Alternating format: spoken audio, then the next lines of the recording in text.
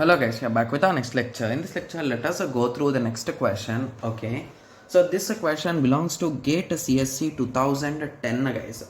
The given question is a system has n resources. Okay, so R naught and so on up to Rn minus 1 and k processes P naught and so on up to Pk minus 1. Okay, so it is having n resources and k processes. Now they are asking the implementation of resource request logic of a process Pi is given below. Okay, so in which of the following situation a deadlock is possible? Okay, so now this question seems to be a bit interesting, right? Yes, so let us try to analyze the question, guys. Okay, so what they are saying is here we are having n resources and k processes, right? Yes, and they are asking, they did not give how many resources does each process want, but they clearly give a particular block of code to identify how many resources they need. So I think if we analyze the code, we can easily analyze the values, right? Yes, so let us start. So assume that our process we are trying to find for P naught. So for P naught, 0 is divisible by, d0 modulo 2 is equals to 0. So I is less than n, that is true. So request Ri. Okay, so indirectly we are going to request only one resource. Okay, so it is going to request for one resource, that is nothing but R node. Okay, and once that is done, so it is checking if I plus 1, that is nothing but I plus 2, 0 plus 2 is less than n, so that's also true. So for our understanding, let us assume n equal to 6 guys. So that is also true. So we are going to request for R2, right? Yes, R2. Okay, when it comes to P1, so P1 is an odd number, so you will come down. Okay, and you are going to request for n minus 1 guys. So 6 minus 1, so we are going to request for R5 and we are going to request for R5 minus 2, that is nothing but R3, right? Yes. Okay, so on the other hand, once we reach P2, okay, we are going to request for R2 as well as R4. Yes, if we go for P3, we will request for R4 and R2, right? Or am I doing any silly mistake here? So okay, I did a silly mistake. So every time we are going to subtract Rn minus I. So here the value of I is 3, right? Yes. Okay, so n minus 3, that is nothing but 6 minus 3 will give 3, right? Yes, and it is I plus 2, that is nothing but 3 plus 2 is 5, 5 is less than that. Okay, and we are going to perform 6 minus 3 minus 2. So 6 minus 5, so it will result in 1, right? Yes. So when it comes to P4 will be requesting for, so indirectly each and every process is requesting for 2 resources, right? Yes. And here they did not say that these resources are identical, right? Yes. So that's a logic here, a small logic here, right? Yes. So let us try guys, no issue, right? Yes. So P4. So when it comes to P4 will request for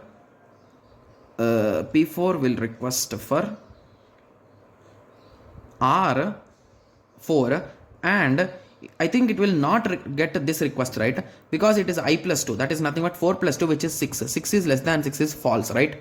Yes. So it will request only for one resource. Similarly, when it comes to this second part, the odd one, so here it will request for PR1, right? I think so. So it is going to subtract 6 minus 1, so it's 5, right? Yes. And it cannot request for the other part because I value is 5 plus 6. Okay, so 5 plus 6 will be greater than 6, right? Yes. Okay, 5 plus 2 will be greater than 6. So that is the reason why it will become false. So in this way the request will go guys. So let us observe carefully.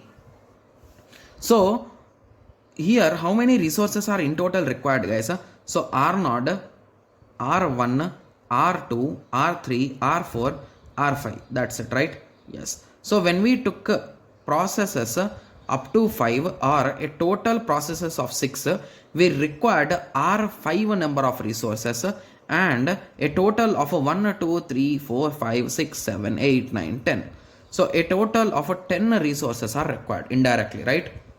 Yes. Okay. So now they are asking in which one of the following situation is a deadlock possible. Okay. So indirectly, what is the logic here, guys? Okay. Okay. So when we observe carefully, so each process requires two, right? And there are two processes which require one, right? Yes. So any example we take among these all, so let us take a small example, guys. So if there are 40 n, so n is a nothing but a 40 resources, right? Okay, and we are having a 26 processes. So among this 26, 24 will be requesting for 2 and 2 will be requesting for 1, right? Yes, because the last two values will not have the chance to run this if statement, right? Yes, because they will fail that if statement and they cannot execute these particular steps. Okay. Okay, so now as per this observation, what we can conclude, guys? Can we conclude something? Okay, so if they are in this way, so basically how many we need, guys, at maximum? Okay, so if we are having a 40 resources. Okay, so if we are having a 40 resources, for each process I will give one resource, guys. Okay, and for this two processes I will not give any resource. Okay, so at that time 24 resources among those 40 will be used, right? I'm trying to analyze these things, guys. Okay, yes, so 40 minus a 24, I think it will be 16, right? Sorry 20, yeah, 16, right? Yes, so now we are left out with the 16 resources. So now indirectly I can share this 16 resources to anyone and I can fulfill my requirement, right? Yes, so with this analysis I think option A seems to be okay for now. Okay, so now let us do the same analysis for option B, guys.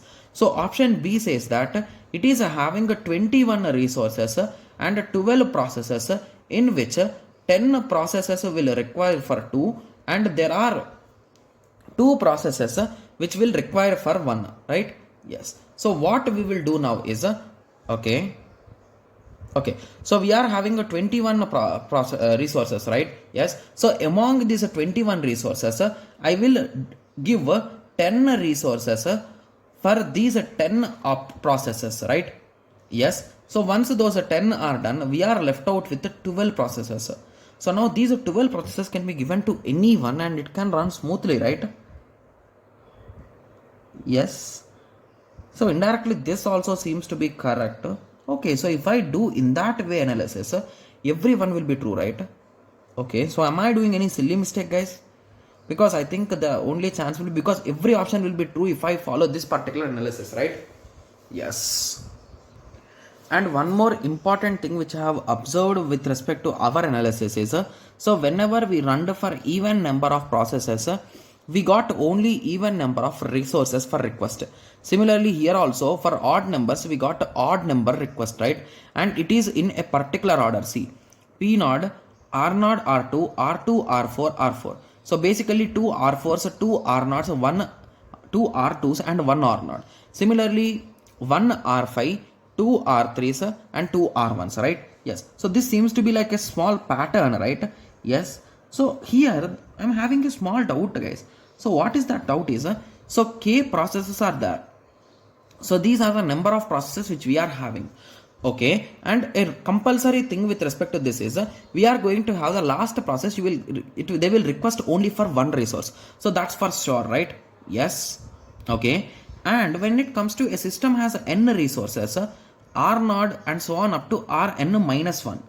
Okay, so indirectly, so let us try to analyze this, guys. So R node is requested once, R1 is requested for once, R2 is requested twice, R3 is requested twice, R4 is requested twice, R5 is requested once. So indirectly the first two numbers and the last one number will be requested once and the other also will be requested twice, right?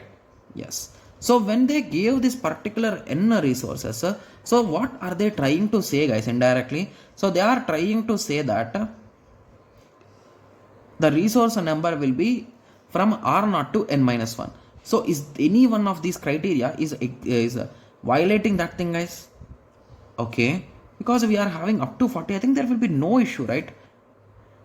Okay, because everything is working with respect to n only, right? Yes. So initially we'll be moving +2 up, and you will not move up. So I think the question is absolutely true, guys. There is nothing mistake in the question. So just to give me a second, guys. I'll be checking the answer and checking what am I doing mistake. Okay, yes. So just to give me a second. Like, share and subscribe for more awesome videos like this. Thank you.